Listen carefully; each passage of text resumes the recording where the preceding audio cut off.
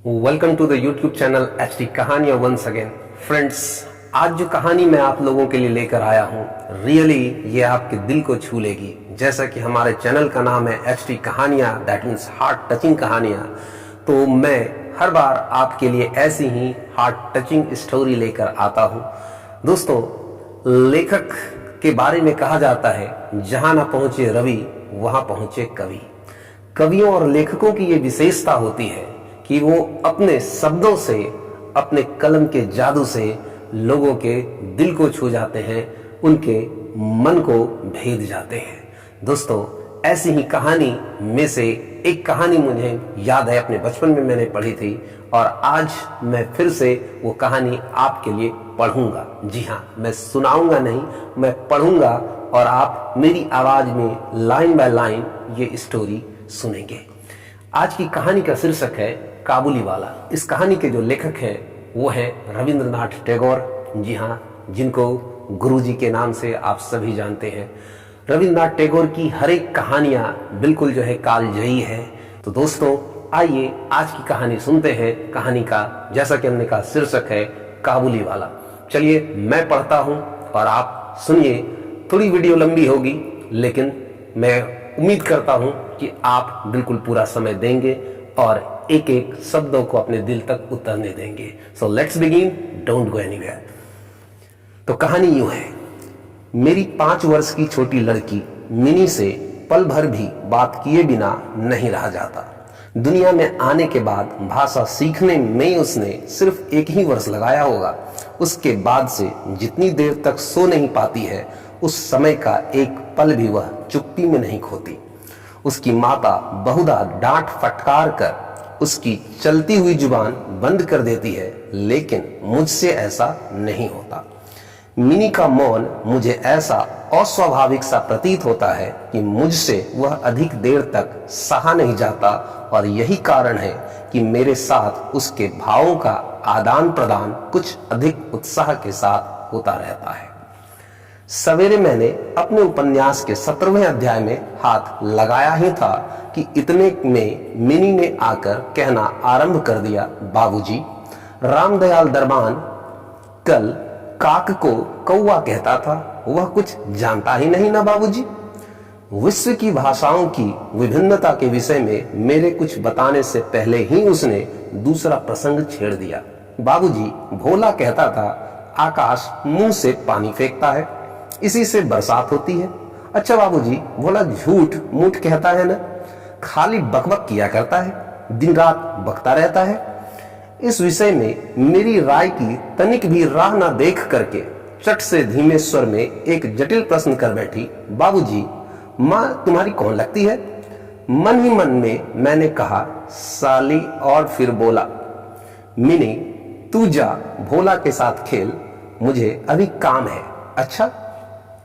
फिर उसने मेरी मेज के पार्श्व में पैरों के पास बैठकर अपने दोनों घुटने और हाथों को हिला हिलाकर बड़ी शीघ्रता से मुंह चलाकर अटकन बटकन दही चटा के कहना आरंभ कर दिया। जबकि मेरे उपन्यास के अध्याय में प्रताप सिंह उस समय कंचन माला को लेकर रात्रि के प्रगाढ़ अंधकार में बंदी गृह के ऊंचे झरोखे से नीचे कलकल करती हुई सरिता में कूद रहे थे। मेरा घर सड़क के किनारे पर था।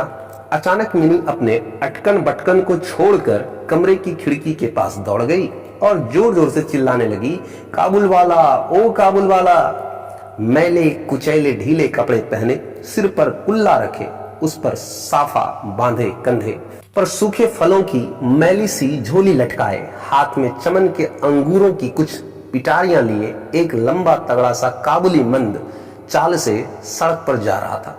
उसे देखकर मेरी छोटी सी बेटी के हृदय में कैसे भाव उदय हुए यह बताना असंभव है।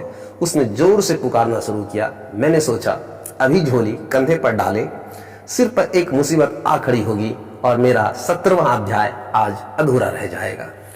किंतु मिनी के चिल्लाने पर जो ही काबुली ने हंसते हुए उसकी ओर मुंह फेरा और घर की ओर बढ़ने लगा, त्यों ही मिनी भय खाकर भीतर भाग गई। फिर उसका पता ही नहीं लगा कि कहां छिप गई। उसके छोटे से मन में यह अंधविश्वास बैठ गया था कि उस मैली कुचैली झोली के अंदर ढूंढने पर उस जैसी और भी जीती जागती बच्चियां निकल सकती हैं। इधर काबुली ने आकर मुस्कुराते हुए मुझे हाथ उठाकर अभिवादन किया और खड़ा हो गया। मैंने सोचा, वास्तव में प्रताप सिंह और कंचनमाला की दशा अत्यंत संकटापन्न है, फिर भी घर में बुलाकर इससे कुछ न खरीदना अच्छा ना होगा। कुछ सौदा खरीदा गया। उसके बाद मैं उससे इधर उधर की बातें करने लगा। रहमत, रूस, अंग्रेज सीमांत रक्षा के बारे में गपशप होने लगी। अंत में उठकर जाते हुए उसने अपनी मिलीजुली भाषा में पूछा, बाबूजी, आपकी बच्ची कहाँ गई? मैंने मिनी के मन से व्यर्थ का भय दूर करने के अभिप्राय से उसे भीतर से बुलवा लिया। वह मुझ में बिल्कुल लगकर काबुली के मुख और झोली की ओर संदेहात्मक दृष्टि डालती हुई खड़ी रही। काबुली ने झोली में से किशमिश और खुबानी निकालकर देनी चाहिए, परंतु उसने ना ली और दुगने संदेह के साथ मेरे घुटनों से लिपट गई। उसका पहला परिचय इस प्रकार हुआ। इस घटना के कुछ दिन बाद एक दिन सवेरे मैं किसी आवश्यक कार्यवश बाहर जा रहा था। देखूं तो मेरी बिटिया दरवाजे के पास बेंच पर बैठकर काबुली से हंस हंस कर बातें कर रही है और काबुली उसके पैरों के समीप बैठा बैठा मुस्कुराता हुआ उन्हें ध्यान से सुन रहा है और बीच बीच में अपनी राय मिलीजुली भाषा में व्यक्त करता जाता है। मिनी को अपने 5 वर्ष के जीवन में बाबूजी के सिवाय ऐसा धैर्य वाला श्रोता शायद ही कभी मिला हो। देखा तो उसकी फ्रॉक का अग्रभाग बादाम किशमिश से भरा हुआ है। मैंने काबुली से कहा, इसे यह सब क्यों दे दिया, अब कभी मत देना। यह कहकर कुर्ते की जेब में से एक अठन्नी निकालकर उसे दी। उसने बिना किसी हिचक के अठन्नी लेकर अपनी झोली में रख ली। कुछ देर बाद घर लौटकर देखता हूँ कि उस अठन्नी ने बड़ा भारी उपद्रव खड़ा कर दिया है। मिनी की माँ एक सफेद चमकीला गोलाकार पदार्थ हाथ में लिए डांट फटकार कर मिनी से पूछ रही थी, तूने यह अठन्नी पाई कहां से, बता। मिनी ने कहा, काबुली वाले ने दी है। काबुली वाले से तूने अठन्नी ली, कैसे, बता। मिनी ने रोने का उपक्रम करते हुए कहा, मैंने मांगी नहीं थी, उसने आप ही दी है। मैंने जाकर मिनी की उस अकस्मात मुसीबत से रक्षा की और उसे बाहर ले आया। मालूम हुआ कि काबुली के साथ मिनी की यह दूसरी ही भेंट थी, सो कोई विशेष बात नहीं। इस दौरान में वह रोज आता रहा और पिस्ता बादाम की रिश्वत दे देकर मिनी के छोटे से हृदय पर बहुत गहरा अधिकार कर लिया है। देखा कि इस नई मित्रता में बंधी हुई बातें और हंसी ही प्रचलित है। जैसी मेरी बिटिया रहमत को देखते ही हंसते हुए पूछती, काबुल वाला, ओ काबुल वाला, तुम्हारी झोली के भीतर क्या है? काबुली, जिसका नाम रहमत था, एक अनावश्यक चंद्रबिंदु जोड़कर मुस्कुराता हुआ उत्तर देता, हाँ बिटिया।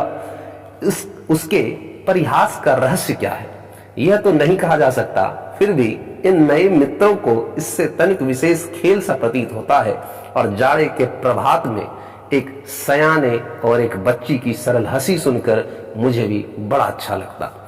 उन दोनों मित्रों में और भी एक आध बात प्रचलित थी। रहमत मिनी से कहता, तुम ससुराल कभी नहीं जाना, अच्छा।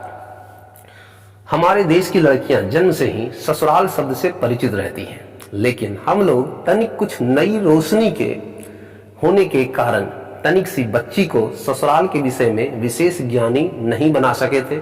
अतः रहमत का अनुरोध वह स्पष्ट रूप से नहीं समझ पाती थी। इस पर भी किसी बात का उत्तर दिए बिना चुप रहना उसके स्वभाव के बिल्कुल ही विरुद्ध था। उल्टे वह रहमत से ही पूछती, तुम ससुराल जाओगे? रहमत काल्पनिक ससुर के लिए अपना जबरदस्त घूंसा तान कर गया था, हम ससुर को मारेगा। सुनकर मिनी ससुर नामक किसी अनजाने जीव की दुरावस्था की कल्पना करके खूब हंसते। देखते देखते जाड़े की सुहावनी ऋतु आ गई। पूर्व युग में इसी समय राजा लोग दिग्विजय के लिए कूच करते थे। मैं कोलकाता छोड़कर कभी नहीं कहीं गया, कभी शायद इसलिए मेरा मन ब्रह्मांड में घूमा करता है, यानी मैं अपने घर में ही चिर प्रवासी हूँ। बाहरी ब्रह्मांड के लिए मेरा मन सर्वदा आतुर रहता है। किसी विदेश का नाम आगे आते ही मेरा मन वहीं की उड़ान लगाने लगता है। इसी प्रकार किसी विदेशी को देखते ही तत्काल मेरा मन सरिता पर्वत बीहड़ वन के बीच में एक कुटीर का दृश्य देखने लगता है और एक उल्लासपूर्ण स्वतंत्र जीवन यात्रा की बात कल्पना में जाग उठती है। इधर देखा तो मैं ऐसी प्रकृति का प्राणी हूं जिसका अपना घर छोड़कर बाहर निकलने में सिर कटता है। यही कारण है कि सवेरे के समय अपने छोटे से कमरे में मेज के सामने बैठकर उस काबुली से गपशप लड़ाकर बहुत कुछ भ्रमण कर लिया करता हूं। मेरे सामने काबुल का पूरा चित्र खिंच जाता। दोनों ओर उबड़ खाबड़ लाल लाल ऊंचे दुर्गम पर्वत हैं और रेगिस्तानी मार्ग, उन पर लदे हुए ऊंटों की कतार जा रही है। ऊंचे ऊंचे साफे बंधे हुए सौदागर और यात्री कुछ ऊंट की सवारी पर हैं तो कुछ पैदल ही जा रहे हैं। किसी के हाथों में बर्छा है तो कोई बाबा आदम के जमाने की पुरानी बंदूक थामे हुए है। बादलों की भयानक गर्जन के स्वर में काबुली लोग अपनी मिलीजुली भाषा में अपने देश की बातें कर रहे हैं। मिनी की माँ बड़ी वहमी स्वभाव की थी। राह में किसी प्रकार का शोरगुल हुआ नहीं कि उसने समझ लिया कि संसार भर के सारे मस्त शराबी हमारे ही घर की ओर दौड़े आ रहे हैं। उसके विचारों में यह दुनिया इस छोर से उस छोर तक चोर डकैत मस्त शराबी सांप बाघ रोगों मलेरिया तिलचट्टे और अंग्रेजों से भरी पड़ी है। इतने दिन हुए इस दुनिया में रहते हुए भी उसके मन का यह रोग दूर नहीं हुआ। रहमत काबुली की ओर से भी वह पूरी तरह निश्चिंत नहीं थी। उस पर विशेष नजर रखने के लिए मुझसे बार बार अनुरोध करती रहती। जब मैं परिहास के आवरण से ढकना चाहता तो मुझसे एक साथ कई प्रश्न पूछ बैठती। क्या अभी किसी का लड़का नहीं चुराया गया? क्या काबुल में गुलाम नहीं बिकते? क्या एक लंबे तगड़े काबुली के लिए एक छोटे बच्चे को उठा ले जाना असंभव है? इत्यादि। मुझे मानना पड़ता है कि यह बात नितांत असंभव हो सो बात नहीं, परंतु भरोसे के काबिल नहीं। भरोसा करने की शक्ति सब में समान नहीं होती। अतः मिनी की माँ के मन में भय ही रह गया, परंतु केवल इसलिए बिना किसी दोष के रहमत को अपने घर में आने से मना न कर सका।